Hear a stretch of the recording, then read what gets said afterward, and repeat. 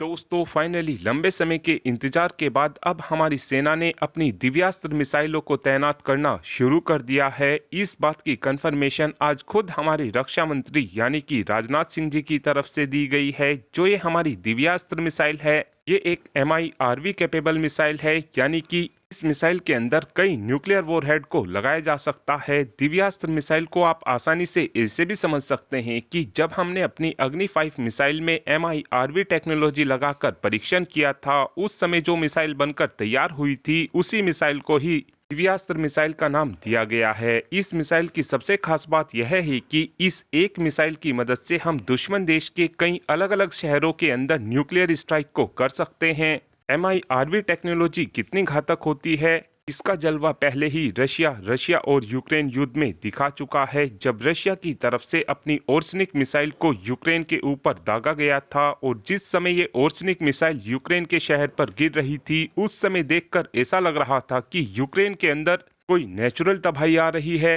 Divyastra missile के तैनात हो जाने के बाद अब इस मिसाइल की रेंज में चाइना तो पूरी तरीके से कवर हो ही जाएगा। हमारी इस मिसाइल की मदद से आधे से भी ज्यादा यूरोप भी अब भारत की मिसाइल की रेंज में आ चुका है।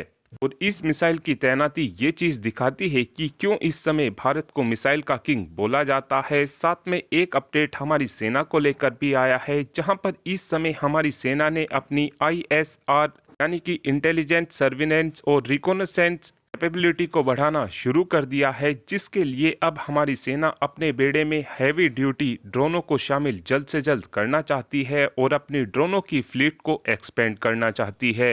इस समय हमारी सेना की तरफ से प्लानिंग ये की गई है कि अपने बेड़े में ज़्यादा से ज़्यादा medium altitude long endurance drone और high altitude long endurance drone को शामिल किया जाए, जिससे हमारी इंटेलिजेंस सर्विलेंस और रिकॉनेसेंस की कैपेबिलिटी पहले के मुकाबले ज़्यादा बेहतर हो जाएगी। साथ में इस समय हमारी सेना ये भी चाहती है कि अपने बेड़े में ऐसे स्वदेशी ड्रोनों को शामिल किया जाए जिनकी मदद से दुश्मन देश के ऊपर स्ट्राइक भी की जा सके।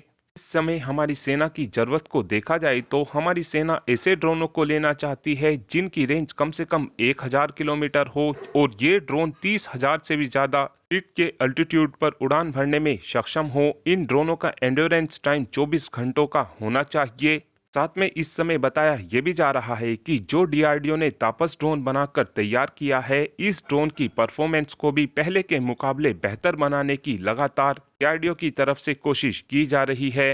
और इस समय भारत के अंदर DRDO और हमारी कुछ प्राइवेट कंपनी लगातार इस कोशिश में लगी हुई हैं कि अपनी सेनाओं के लिए स्वदेशी टेक्नोलॉजी के दम पर medium altitude long endurance drone को देश में ही बनाकर तैयार किया जाए। और अब आप ही कमेंट कर कर बता सकते हैं कि क्या हमारी सेना ने दिव्यास्त्र मिसाइल को तैनात कर कर सही किया, हाँ या फिर ना। इस बात का आंसर आप कमेंट बॉक्स में दे सकते हैं। Thanks for watching this video. Have a good day.